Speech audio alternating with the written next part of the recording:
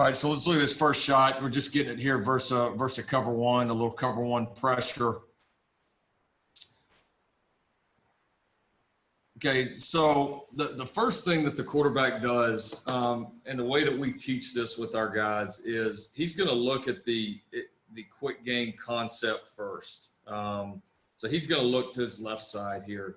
And basically what he's deciding here is, do I like the speed out and want to take it? Do I like the vertical and want to take it? Certainly here, you're going to have a shot at both. We've got a little bit of outside leverage here. So you see that receiver works a nice little stem to get some separation. We certainly could have taken that, and obviously would have had no trouble with him putting the vertical ball up right now. If he doesn't take it quickly, then he's going to get onto the Y cross, which you can see does. All right, the Y at this point knows he's got obvious man coverage. You're going to see a little bit of a snap off here. He really wins so much on the release and already has some separation that he kind of runs into it. We would have coached our Y here, especially a guy like this Y that's not an elite speed player. We would have liked to have seen a little bit more what we call stair step. So nice release, jabs him, working inside. If he feels like he's got him beat bad enough, then he can just go. But if he doesn't have proper separation, then he can lean back into him, snap him off to try to gain more separation. You know, and he had decent separation here. It's okay. Certainly could be better. And again, I think that's as wise. It comes down to, you know, who's covering you, knowing what your speed is like. Are you a guy that can really run and separate? If you are, then that's probably enough and you can just win in a foot race. If not, we would certainly want to see you stair step that.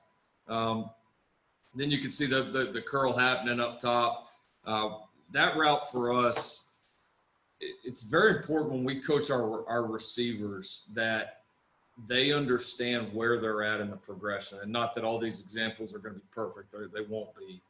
But when we're coaching that curl route up top, it's basically like totally the opposite of what I just told you with this receiver here. So, yes, I have a vertical, but I got to understand this is a speed out, and I can't work this release too long.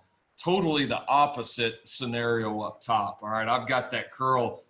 I'm fourth in the progression here, all right? I've got time. So even versus a press, I can work this a lot of different ways. I can jab him outside. You can see he's kind of even at the top of this, giving him just a little head fake, kind of gets the corner off base. He's getting ready to go into that cut. He sees the ball thrown. I could even outspeed outside release this, get back under and get into the curl. He can be very, very patient. The thing we don't want for him is he can't get open too early, which means if it's off coverage, this or that, that would mean I don't get my depth on my route. And then obviously if it's press, if I speed release it and then again don't get my depth on my route, and that's when we got a problem that we have to address.